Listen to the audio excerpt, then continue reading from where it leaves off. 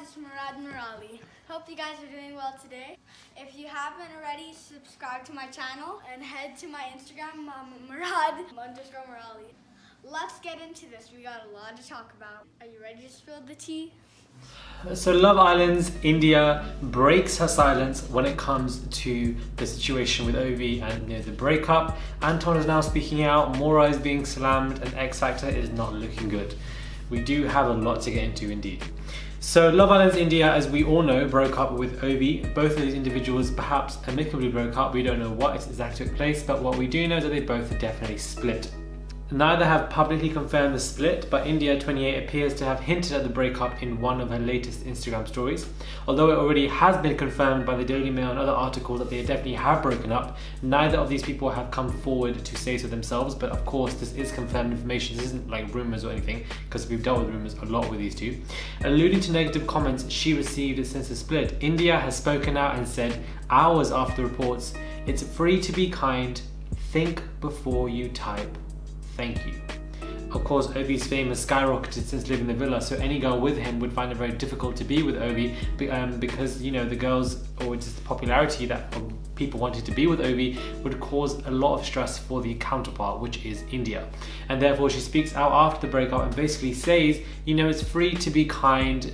Please, thank you. You know, it gives a very cute small message to kind of hint at, I assume, a lot of the abuse that she probably was, you know, receiving from the other end of just basically being with Ovi, and, you know, when these rumors came out and these situations, and you can tell that she's obviously very upset by this whole situation, just very irritated by it, because, you know, the abuse that she has received has just been something unwarranted, it's just unfair, and something that she just does not deserve. Perhaps I feel like it's better with them being, you know, broken apart, being single, because then India can obviously be a bit more in peace. Maybe that was one of the reasons for why they broke up, because she can't deal with all the constant negativity from the fact that perhaps she's not a good enough person for Ovi, and this can obviously be, you know, something that can be tremendously stressful for her, which is probably why she has spoken out now about the breakup, and, you know, with these cryptic kind of slogans and, you know, phrases, and just saying, you know what, it's free to be kind. I didn't do anything wrong. You don't know if I've done anything wrong. Please, it's free to be kind. Hopefully now she can be in peace, that this relationship has ended, and perhaps both these people can be, you know, with better counterparts in the future.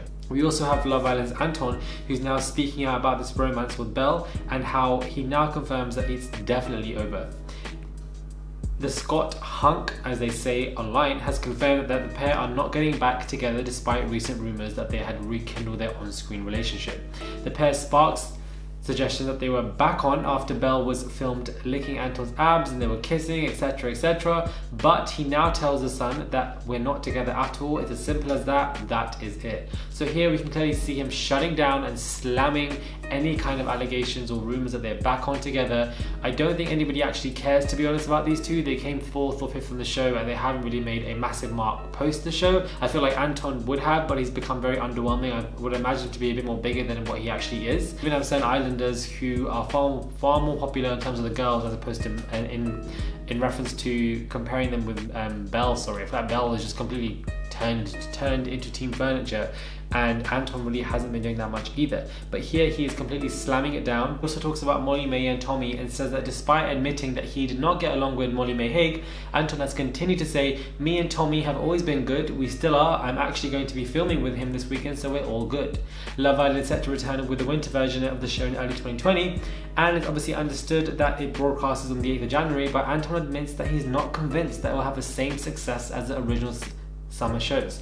He continues to say, "The producers obviously think it'll be a success, but for me, when I watched Love Island, it was always exciting because it had been a year. You look forward to it coming on, and it seemed like such a summer thing. We'll have to wait and see what happens." And I can understand people are a bit split when it comes to this whole situation. He obviously is speaking out about not only Belle, but being close friends with Tommy despite the Molly May stuff, and also that he also, alongside You One Day, are not convinced that of the success when it comes to Love Island Winter. So this is going to be very interesting. Perhaps it'll be a one-off season, perhaps it'll be continued every other season. We'll just see how the ratings go.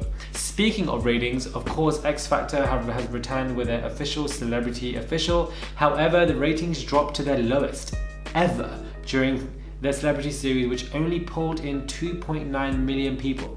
The X Factor was hit by its lowest ratings on Saturday night as the new celebrity series kicked off with the first live show. The ITV series recorded just only 2.96 million viewers at one point, after a whopping 800,000 people switched off during the first live show. Even with a 3.85 million peak, the ratings paled in comparison to the average viewing figures of 14.13 million that the show pulled in at its prime in 2010.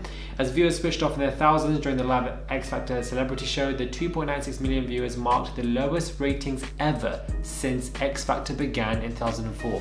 X Factor, this celebrity version, you're using celebrities to try and pull in attention. You even have Love Islanders, you have Megan, etc., all these people, yet you have managed to pull in the lowest ratings ever since the show debuted. If it ain't broke, don't fix it. This is broken, child, so we need to fix it and just call it a day. End X Factor, round it up, Simon. You've made your coin and move along. The show is boring, nobody likes it anymore, and the ratings are definitely a proof of that. And I feel like it's just a disappointment, but it is what it is. We also have Maura, who was being slammed to an extent in a joking, full kind of manner when it came to the show with Keith Lemon, where he kept on questioning, this whole situation with Chris and if she's in love with him, and Maura refuses to say that she's in love with him. She refuses to use that word. Now, either A, that could mean that she's taking it very slow, she's taking her time with the whole situation, or B, it could mean that she perhaps isn't in love with him and trying to avoid all these conversations. So which one is it? I really don't know. But you can see that even Keith says, how long do you have to contractually be together before the show ends? Everybody's laughing. You can tell there's no filter there. And she obviously, doesn't really have an answer. It's quite awkward. And they swifted on to Amber and using it as an example to be a winner who broke up with their couple. You can just tell by her body language and just the way she answers these questions that she's trying to avoid anything, major when it comes to these questions. She's trying to avoid anything with value and importance. So perhaps these two aren't a real couple. Who knows? I mean, the couples that we expect to be couples are no longer couples, and the couples that we don't expect to be couples are still couples. So I really don't know if these two will last. I think it's more of a transactional business relationship. That's just what I get from this. It's the vibe and energy that I get from this entire relationship. But who will know? Only time will tell. Let me know your thoughts are when it comes to these kind of hot topics. Let's just say I thought I'd round up it in a quick, long video for you guys as opposed to making separate ones. Do subscribe. Click that button for daily and consistent content. Subscribe. See you guys soon for another video.